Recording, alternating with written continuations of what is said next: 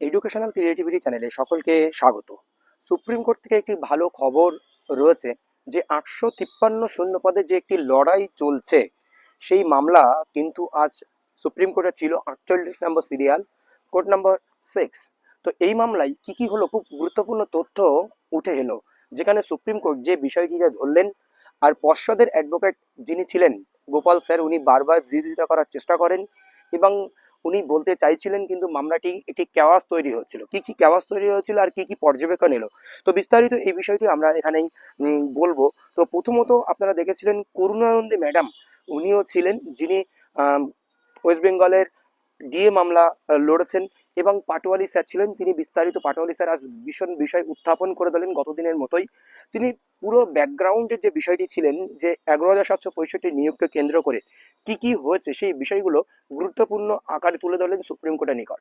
তো সবচেয়ে বড় বিষয় তিনি তুলে ধরেন যে কাট অফের বিষয়, কাট অফ রিলেটেড বড় বিষয়টি তুলে ধরেন এবং সুপ্রিম কোর্ট সেই কাট অফের প্রশ্নেই চলে আসেন।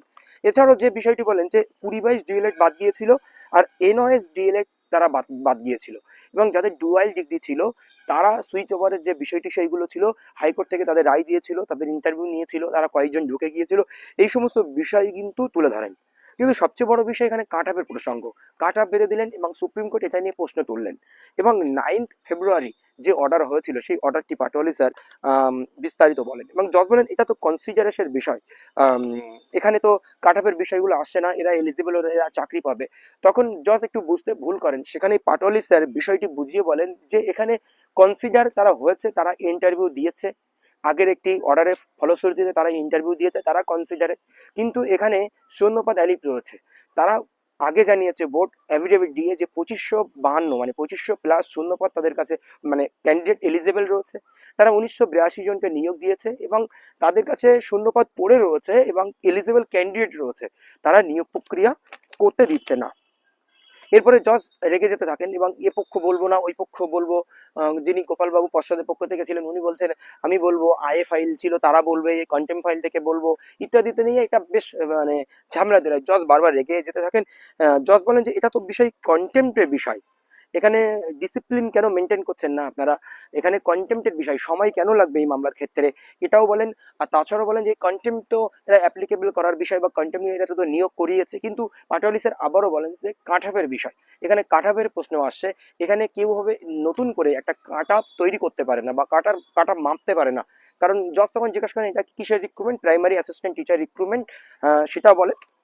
বলার পরে জজ বলেন যে আমি এই মামলা 4 উইকসের জন্য অ্যাডজর্ন করছি, আর এটা ডিসিপ্লিনহীনভাবে শুনানি হচ্ছে, সেহেতু এই মামলা এই মুহূর্তে শোনা সম্ভব নয়। গোপালবাবু যিনি ছিলেন তিনি বেশি বলার চেষ্টা করেন, পাটোয়ারি স্যার বলেন যে আমি একটু বলতে দিন, তারপরে আপনাদেরকে আম, বলবো। তো এই হচ্ছে বিষয় উঠে আসে, এবং সবচেয়ে যে বিষয়টি 2500+ এলিজিবল ক্যান্ডিডেট থাকা সত্ত্বেও কেন কাটাবের প্রশ্ন আসছে এখানে, সুপ্রিম কোর্ট এটা নিয়ে কিন্তু আজ প্রশ্ন করেন। সুপ্রিম কোর্ট এটাও বলেন যে এখানে তো কাট অফের কোনো রুলস নেই, কাট অফের কোনো রুলস নেই, তাহলে কিন্তু এলিজিবল ক্যান্ডিডেট থাকা সত্ত্বেও, শূন্যপদ থাকা সত্ত্বেও কেন নিয়োগ দিলেন না। সেই জন্য বলবো, যারা একটু ধৈর্য ধরে ধরছেন, যারা 20-22 আনঅ্যাবজর্ব 5% অ্যাডিশনাল প্যানেল, তারা আরেকটু লড়াই করুন, আপনাদের নিয়োগ কিন্তু সম্মুখে। কারণ আপনাদের এই নিয়োগ হতে বাধ্য, আগেও একাধিক ভিডিওতে আপনাদেরকে বলেছি যে আপনারা সংযত থাকুন, আপনারা লড়াইয়ে থাকুন, আপনারা একসঙ্গে থাকুন, সবাই মিলে একসঙ্গে লড়ুন। আনঅ্যাবজর্ব 5% অ্যাডিশনাল প্যানেল 20-22, কারণ ওখান থেকে একটু নামলেই, কারণ যে কাট অফটি নেমে দাঁড়িয়ে আছে ওখান থেকে একটু নামলেই কিন্তু আনঅ্যাবজর্ব 5% অ্যাডিশনাল প্যানেল এদেরকে কিন্তু চাকরি দিতে হবে। সেই জন্য বলছি আরেকটু অপেক্ষা করুন, আরেকটু ধৈর্য ধরুন। আজকেই কিন্তু মামলাটি নিষ্পত্তি হওয়ার দিকে যাচ্ছিলেন, জজ বেশ ভালোভাবেই শুনছিলেন, কিন্তু সেখানে জজ একটি মন্তব্য করেন যে ডিসিপ্লিনহীন শুনানি হচ্ছে। কেন ডিসিপ্লিনলেস হচ্ছে, কারণ ওখানে মীনাক্ষী আরোরা থেকে শুরু করে, করুণানন্দী ম্যাডাম থেকে শুরু করে, পাটোয়ারি স্যার থেকে শুরু করে, গোপাল স্যার থেকে শুরু করে, স্টেটের পক্ষ থেকে আরো ভালো ভালো অ্যাডভোকেট কিন্তু আজ ছিলেন, তাবড় তাবড় অ্যাডভোকেটরা ছিলেন।